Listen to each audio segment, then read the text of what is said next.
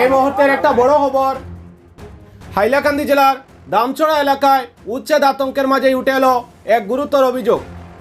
দামছড়া এলাকায় উচ্ছেদ অভিযান ঘিরে আতঙ্কের মধ্যে দিন কাটাচ্ছেন শতাধিক অসহায় পরিবার।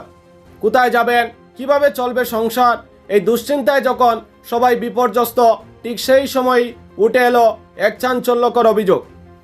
উচ্ছেদ হতে যাওয়া একেবারে আর্থিকভাবে দুর্বল কয়েকটি পরিবারের অভিযোগ, কোর্ট কেসের নামে তাদের কাছ থেকে জোর করে টাকা দাবি করা হয়েছে। অভিযোগ অনুযায়ী দাবিকৃত টাকা না দিলে এখান থেকে চলে যেতে হবে,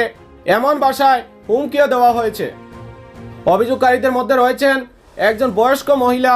যার স্বামী ছাড়া আর কেউ নেই এবং পরিবারে উপার্জন কম কেউ নেই। কয়েকদিন আগে এলাকায় খোঁজখবর নিতে গিয়ে মানবিক দৃষ্টিভঙ্গি থেকে রামচন্ডী নিমাইচাঁদপুরের জেলা পরিষদ সদস্য দিলওয়ার হোসেন বড়বুইয়া ওই অসহায় বয়স্ক দম্পতিকে মা বাবা হিসেবে নিজের বাড়িতে নিয়ে আসার সিদ্ধান্ত নিয়েছিলেন, এমনটাই জানা গেছে। এছাড়াও অভিযোগকারীদের মধ্যে রয়েছেন দীর্ঘদিনের অসুস্থতায় ভুগছেন এমন একজন ব্যক্তি, যার সংসার চরম আর্থিক সংকটের মধ্যে কোনো মতে চলছে।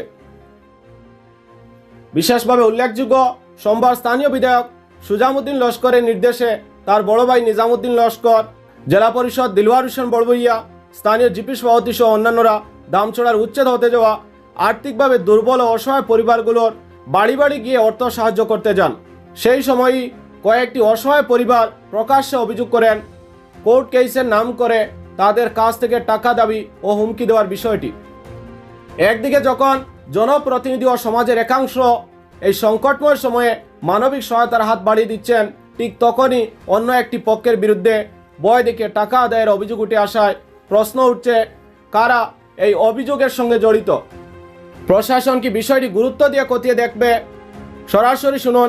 জেলা পরিষদ সদস্য দিলওয়ার হোসেন বড়বুইয়া ও অন্যান্যদের উপস্থিতিতে দামছড়ার উচ্ছেদ হতে যাওয়া অসহায় মানুষরা কি বলছেন,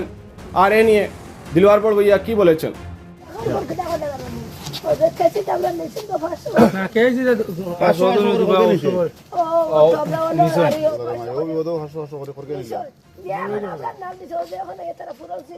যেদিন তারা পয়সা কিনে উঠানো হয়েছে প্রকাশ্য সবার সামনে উঠে বলছি 3 হাজার হয়ে গেছে, 5 টাকা লইও না, এরপরেও তারা তার ইচ্ছা করে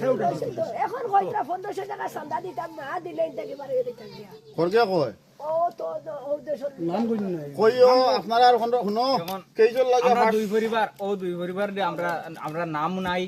কিচ্ছু নাই। আর আমরা বাড়ি আমরা বাড়ি দিতাম গিয়া। তোমার পরিবার কোন আসলো? ও তো ওটা ওটা মামু ইকান তোমার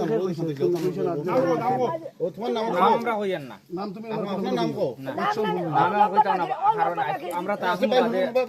আল্লাহ সিকার হই যদি বাদে আমরা তখন ও তখন মাত আমরা এখন মা তো খেরের 1 টাকা দিও না, খেল যে কেস মামলার টাকা খুঁজার কথা কয় কয় খাটলে এমএলএ সাহেব লই দাদা এখন আমরা তো নামে কোনো নাই। আনলে আপনি কই তোমার পয়সা কিনে দেব, আমার ফুয়ার দিল আড্ডা হই ও তো ও শুনো না,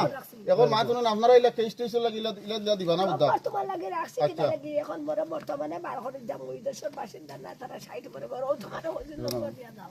এখন আমি কইব আমার হঠাৎ আমি মির্গি বিয়ারের মানুষ, আমার 3 ছেলে আছে, আমি নিজে ফারাহাফড় ফিন্দি আমার রোতারে ফড়াইয়া 2টা ছেলে,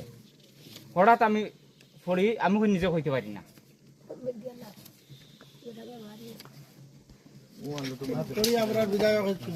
এর বাদে আমরা 500 করি নেই, 200 করি নেই,